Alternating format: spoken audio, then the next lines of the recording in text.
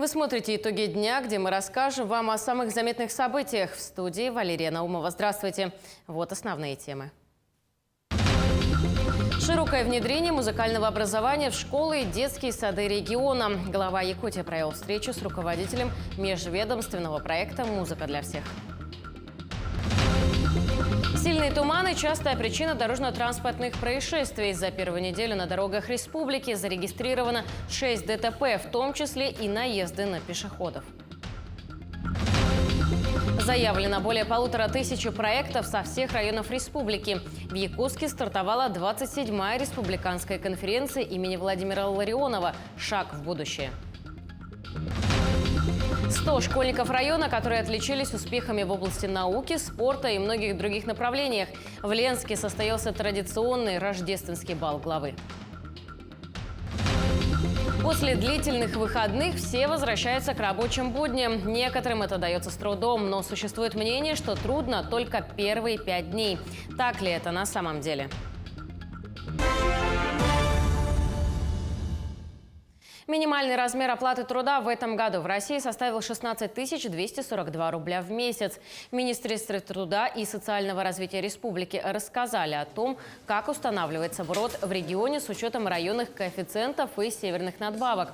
Так, для работников организаций, финансируемых из госбюджета Якутии, при наличии максимального размера процентной надбавки за работу в районах Крайнего Севера и приравненных к ним местностях МРОТ в этом году составит на территориях с районным коэффициентом 1,7 – 40 605 рублей, с районным коэффициентом 2 – 45 478 рублей.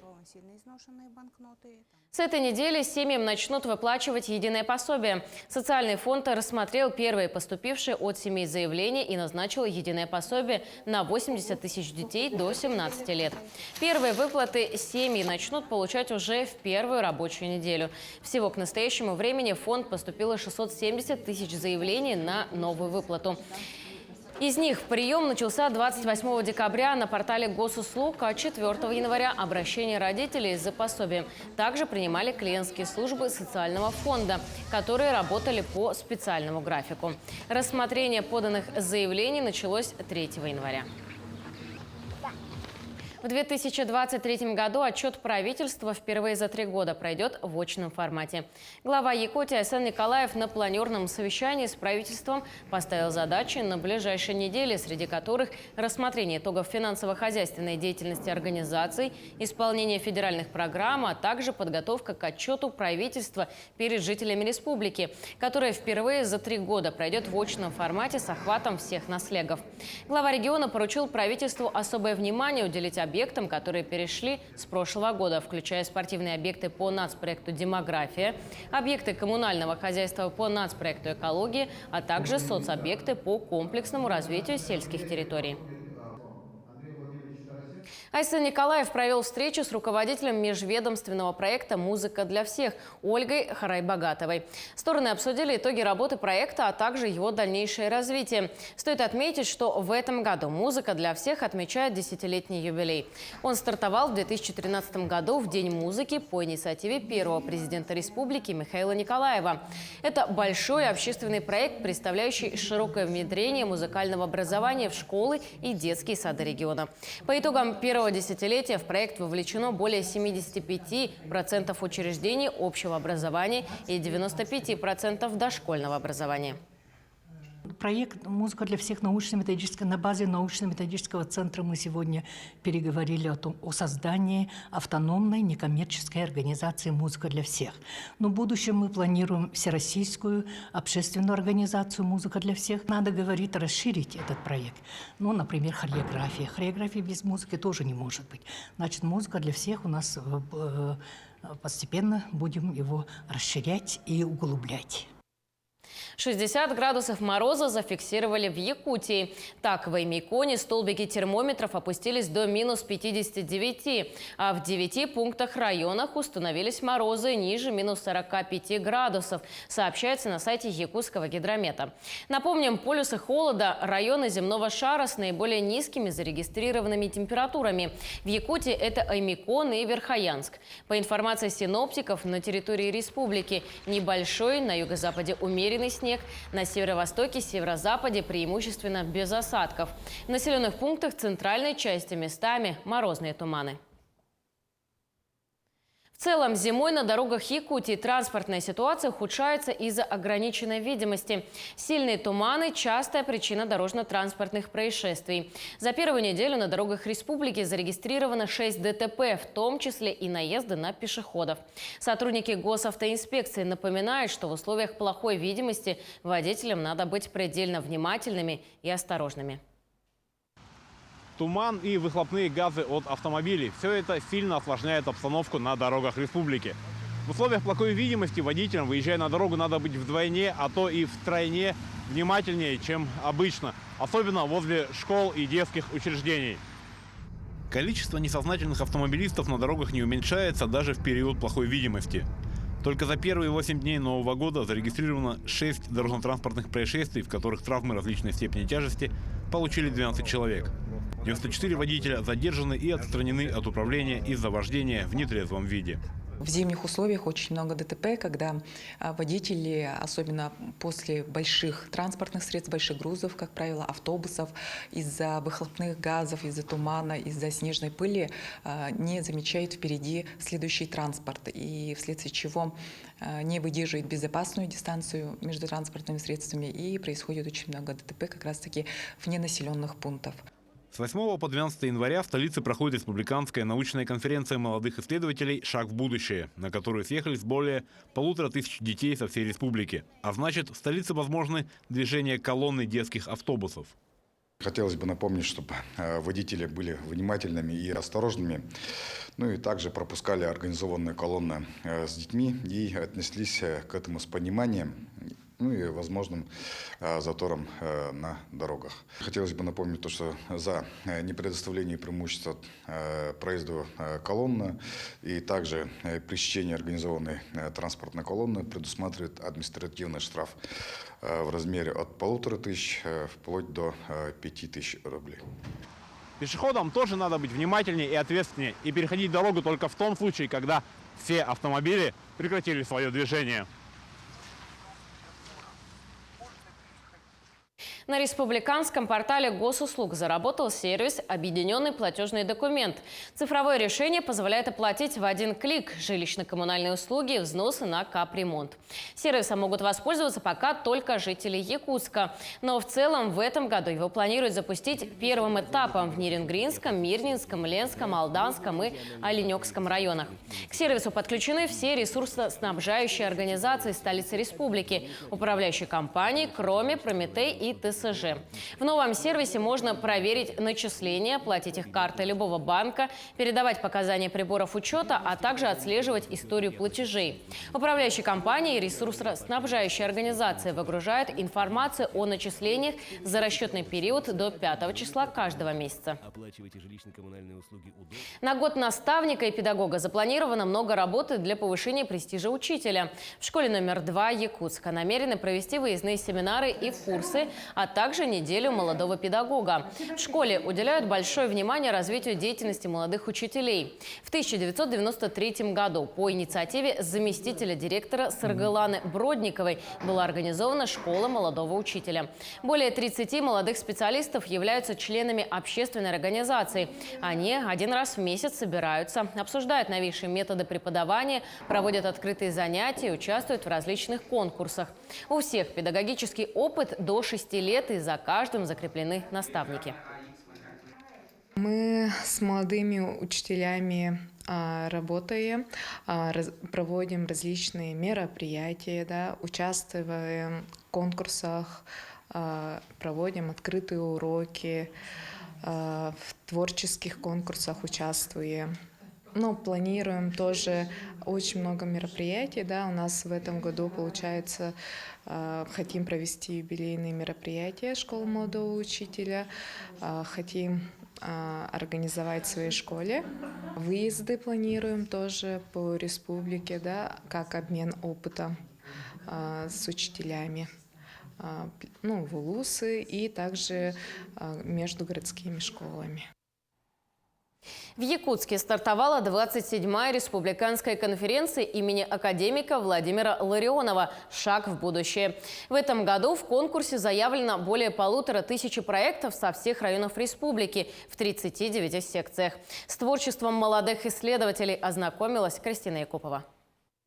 Ежегодная конференция «Шаг в будущее» открывает новые горизонты перед юными исследователями и дает возможность выявить талантливых и одаренных детей. Около 1800 участников республиканской конференции были отобраны по итогам школьных и районных научно-практических соревнований.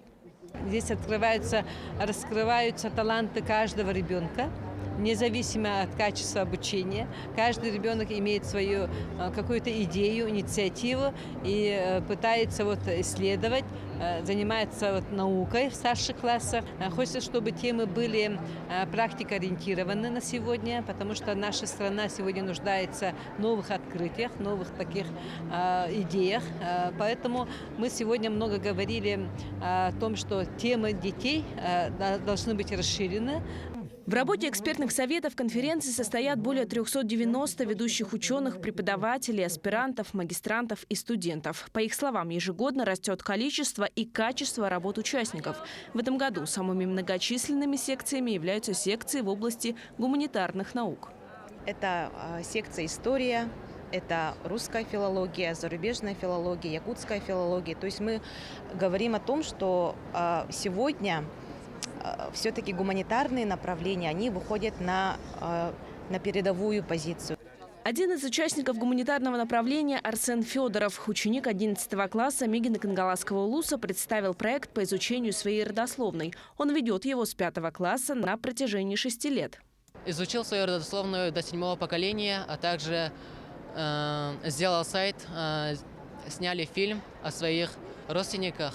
В моем родословии всего изучено 200 человек. Изучение родословной – это очень важно в нашем народе, потому что, изучая наше родословие, мы изучаем нашу культуру, нашу историю. Проект по созданию социально ориентированной региональной авиакомпании представили ученики Мирнинской школы номер 26. Они мечтают создать все необходимые условия для комфортного и бюджетного перелета якутян. Наша цель – это снизить стоимость перелетов, увеличить само количество рейсов, чтобы людям было проще улететь из некоторых населенных пунктов. У нас в планах эксплуатация более новых самолетов, которые будут выпускаться в России. И за счет современного флота, который более экономичен, снижение цен, а также за счет субсидирования. Победители конференции будут выявлены уже 11 января. Лучшие работы будут отобраны для участия во всероссийском этапе, победители которого получат льготы при поступлении в ведущие вузы. Кристина Якупова, Артем Алексеев, Якутск. В целом, начало года – это отличное время строить планы и сделать еще один шаг к выбору будущей профессии. В первый рабочий день года школьники из 24-й школы Якутска посетили один из ведущих вузов столицы Дальнего Востока, где заместитель постоянного представительства республики по Дальневосточному федеральному округу Валерий Протопопов встретился со школьниками и рассказал про ключевые университеты Владивостока, а также про взаимодействие по спредству со студентами. Затем им провели экскурсии, показали лаборатории и учебные аудитории, а после ответили на все интересующие ребят вопросы. По ученикам было видно, насколько им интересно познакомиться со своим будущим этапом жизни – студенчеством. Наше воспредство действительно тесно работает с нашими студентами из Якутии, помогает в разных сферах, начиная от получения общежития, какие-нибудь проблемы с академической успеваемостью. Помогаем также проведению мероприятий студенческих наших. Наши студенты, которые организовали общественную организацию «Кескиль», очень активные здесь, в Приморье. И действительно готовы помогать и поддерживать, в свою очередь, посредство в наших мероприятиях. Получается, помощь двусторонняя. Посредство помогает нашим студентам, и студенты помогают посредству. Сегодня в Ленске прошел традиционный рождественский бал главы. В торжественном мероприятии приняли участие 100 школьников района, отличившиеся успехами в области науки, спорта и многих других направлениях в прошлом учебном году. Это победители и призеры разных районных и республиканских олимпиад, спортивных соревнований, участники научно-практических конференций. Глава района Жумарта Бельманов поздравил всех детей с Рождеством, пожелал дальнейших успехов в учебе и подарил новогодние подарки. Бал главы – это уже хорошая традиция и значимое событие для сферы образования всего Ленского района. Он проводится для ребят с 7 по 9 классы, общеобразовательных учреждений, а также для учреждений дополнительного образования. В этом году на мероприятие были приглашены ребята, отличившиеся в творческой деятельности, исследовательской работе, ну и, конечно, имеющие хорошие показатели в школе. Сегодня мы чествовали детей от представителей разных школ, практически все школы района представлены, и награждали их подарками, сладкими подарками и колонки. Приехали на бал главы и ребята из Витимской школы. Их коллектив творчески поздравил всех приглашенных с прошедшими праздниками. Ребята показали красочную сценку из советского кино, а после получили свои заслуженные награды. У меня хорошая учеба. Я участвую в конкурсах, олимпиадах. В том году я участвовала в Ленской конференции, заняла 2-е место. Я попала не от основной школы, я попала от хореографии. 7 лет занимаюсь танцами. Ездила на всякие конкурсы, была в Сочи с группой со своей, мы заняли место. Для Филиппа Бурбахина приглашение на бал стало неожиданным. Парень признается, что мечтал об этом, старался хорошо учиться, занимался спортом, участвовал в научно-практических конференциях. Но и сегодня, став одним из лучших, он признается, что еще есть к чему стремиться. Хотел бы стать отличником. Сейчас нужно готовиться к экзаменам, хорошо в следующем году сдать экзамен. Вот для меня сейчас цель – это готовиться, учиться, чтобы было все хорошо в школе. 5 пятерок мне осталось до отличника. А вот для Марка Киселева приглашение на бал главы не стало неожиданным. Он знал, что будет его участником. Парень доволен и горд. Я многократный чемпион российских, международных, региональных танцев, что занимал много призовых мест на олимпиадах. Бал главы – это очень торжественное официальное мероприятие, и оно очень серьезное. В этот значимый для ребят день глава района Жумарта Бельманов и начальник управления образования Изумира Корнилова поздравили ребят и пожелали им не останавливаться на достигнутом, продолжать радовать учителей и своих родителей новыми успехами в учебе. Светлана Валеева, Александр Личук, Ленск. После длительных выходных, связанных с новогодними праздниками, многие начинают возвращаться к рабочим будням. Существует популярное мнение о том, что после выходных трудно только первые 5 дней. Так ли это на самом деле, выясняла Галина Чекурова. По словам специалистов, процесс вхождения в рабочее состояние в среднем занимает около 1,5 недели. А для того, чтобы это прошло быстрее, необходимо уметь планировать свой рабочий день. Выйдя на работу, лучше распланировать заранее свои задачи. Это поможет разгрузить нашу голову, да, и мы можем сосредоточенно уже заниматься своими делами, не спеша. Также общение с коллегами даст нам войти быстро в рабочую атмосферу. После 9 выходных дней большинство опрошенных жителей и гостей столицы готовы с радостью выйти на работу. Как у вас настрой перед, так скажем, новым учебным годом?